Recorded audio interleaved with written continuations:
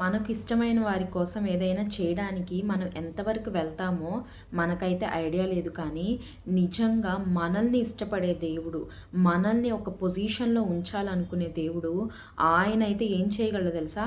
History rewrite చేయగలడు. నిజమండి. అది ఎవరి విషయంలో జరిగింది బైబిల్‌లో? దావీదు విషయంలో జరిగింది. దేవుడికి దావీదు హృదయానుసారుడంట. చిన్నప్పటి నుంచి దేవుని దగ్గర ఒదిగి బ్రతికిన వ్యక్తి దావీదు. ఒక పరాక్రమశాలి, ఒక యుద్ధశాలి అండ్ ఒక మ్యూజిషియన్.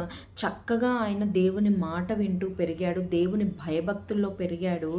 ఆయన తగ్గింపు స్వభావంతో పెరిగాడు. మరి ఇవన్నీ క్వాలిటీస్ దేవుడికి దావీదులో చాలా నచ్చాయి. అయితే ఎప్పుడైతే సౌలు పాపం చేశాడో దేవుడు సౌల్ని రిజెక్ట్ చేసినప్పుడు దేవుడు ఎవరిని ఎన్నుకున్నాడు? దావీదుని ఎన్నుకున్నాడు. అయితే అప్పటి నుంచి స్టార్ట్ అయింది, దేవుడు దావీదును రాజు చేయాలి అని ఎప్పుడైతే మనసులో అనుకున్నాడో అప్పటి నుంచి దావీదుకు ఫేవర్ చేయడం జరుగుతూ వచ్చింది. అయితే ఇక్కడ ఫేవర్ అంటున్నారు, కానీ దావీదు చాలా కష్టాలు అనుభవించారు అని మనం చూస్తూ ఉన్నాం. కానీ ఆ కష్టాల్లో కూడా దేవుడు ఫేవర్ దావీదును ఎలా ఆదుకుంది? మరి ఆ కష్టాల్లోనే దావీదు నశించిపోలేదు కదా, ఆ కష్టాల్లోనే దావీదు రాజు కాకుండా పోలేదు కదా. డేవిడ్ రాజు అయ్యాడు, ఒక గొప్ప పాలన జరిగించాడు. మరి ఆయన ఆ వంశంలోనే యేసుక్రీస్తు ప్రభువారు జన్మించారు. మరి అంత గొప్పగా దేవుడు దావీదును ప్రేమించాడు. మరి ఆయన కోసం అంటే ఇక్కడ దినవృత్తాంతాల గ్రంథంలో మనం చూస్తాము, అనేక మందిని సౌలుకి మిత్రులైన వారు కూడా దావీదు దగ్గరికి వచ్చారంట. ఈవెన్ చెప్పాలంటే సౌలు ఒక వంశంలో ఉన్న బెన్యామీల గోత్రములు కూడా ఇక్కడ డేవిడ్ దగ్గరికి వచ్చి అతని పక్షాన చేరారంట. మరి దేవుడి ఫేవర్ డేవిడ్ మీద ఉంది కనుకే ఇటువంటి వారందరూ ఆయన దగ్గరికి వచ్చారు. మరి వచ్చిన వారందరూ ఏదో అల్లాటప్ప వారు కాదు, లేకపోతే ఆర్డినరీ పీపుల్ కాదు, లేకపోతే వాళ్ళకి ఏదో లేక ఇతను ఏదో చేస్తాడని సౌలుతో వైరం ఉన్నవారు కాదు. కానీ వీరందరంట యుద్ధ సన్నద్ధులంట, పరాక్రమశాలులంట. వారికి ఏ ఏ నైపుణ్యాలు కావాలో అవన్నీ ఉన్నాయంట. వేగంగా పరిగెత్తగలిగిన వారు ఒకరు, విల్లు వేయగలిగిన వారు ఒకరు, ఇంకా సింహముల వంటి ముఖం వంటి వారు, ఇలా అనేక మంది అండి రకరకాల నైపుణ్యాలతో, రకరకాల టాలెంట్స్తో వారందరూ ఈయన దగ్గరికి, డేవిడ్ దగ్గరికి వచ్చారు ఆయనకు ఫేవర్గా. ఇదంతా ఎవరు జరిగించినట్లు? మన దేవుడే ఆయన కొరకు, దావీదు కొరకు. దావీదు దేవుని చిత్తంలో రాజు అవ్వవలసి ఉంది కనుక దేవుడే వారిని నడిపించారు.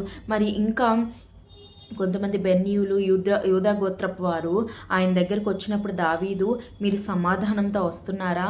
మీరు సమాధానంతో రాకపోతే దేవుడే మిమ్మల్ని గద్దిస్తాడు అని దావీదు చాలా చక్కగా సమాధానం ఇచ్చాడు. కానీ అవతలి వ్యక్తి ఆత్మవశుడై అన్నాడంట, దావీదు నీకు సమాధానము, నీకు సహకారంగా ఉన్న వారికి సమాధానము అని శుభవచనములు పలికారంట.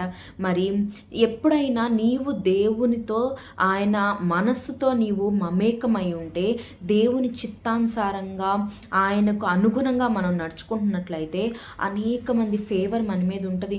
ఇంక్లూడింగ్ మన శత్రువుల ఫేవర్ కూడా, మన శత్రువుల మిత్రుల ఫేవర్ కూడా మన మీద ఉంటుంది. వారు మన కొరకు వస్తారు, వారు మన కొరకు కార్యం జరిగిస్తారు, వారు మన కొరకు శుభాలు ప్రకటిస్తారు. ఇక్కడ దావీదు విషయంలో చూసినట్లుగా ఇంకా అనేక మంది వస్తూ ఉన్న, ఇంచుమించు ఒక 50,000 మంది వరకు అతనికి సమకూడారంట. ఇంకా చూస్తే ఆ చుట్టుపక్కల గ్రామస్తులంట అతనికి ఫుడ్ అరేంజ్ చేసి పంపిస్తూ ఉన్నారంట. మరి రకరకాలుగా అతనికి ఏమేమి అవసరమో, యుద్ధంలో ఎలా కావాలో, ఫుడ్ విషయంలో ఎలా కావాలో, షెల్టర్ విషయంలో ఎలా కావాలో అన్ని విషయాల్లో దావీదుకి సహాయం దొరుకుతుంది. అన్ని విషయాల్లో దేవుడు అతన్ని పోషించాడు, అతన్ని కాపాడాడు, సంరక్షించాడు. మనుషుల సహాయం అందింది, అతనికి పోషణ అందింది, అతనికి షెల్టర్ అందింది. అన్ని విషయాల్లో దేవుడు దావీదు దావీదుకు ఫేవర్ చేశాడు. మరి నీవు కూడా ఎప్పుడైతే దేవునికి అనుకూలంగా, దేవునికి అనుగుణంగా నువ్వు ఎప్పుడైతే ఉంటావో సమస్తం నీకు సమకూడి జరుగుతుంది.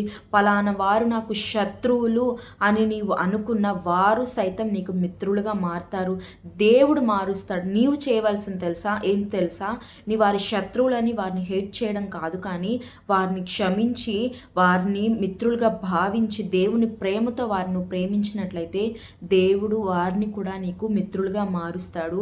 ఎక్కడెక్కడి నుంచి ఏ ఫేవర్ రావాలో, ఏం చేయాలో నీకు ఇచ్చిన మాట ప్రకారం దేవుడు జరిగించడానికి అనేక అద్భుత కార్యాలు జరిగించి దేవుణ్ణి నిలవబెడతాడు. కనుక దేవుడి వలె మనం కూడా దేవుని వైపు అనుగుణంగా ఉందాం. దేవుడే ఆయన అద్భుత కార్యాలు జరిగిస్తాడు.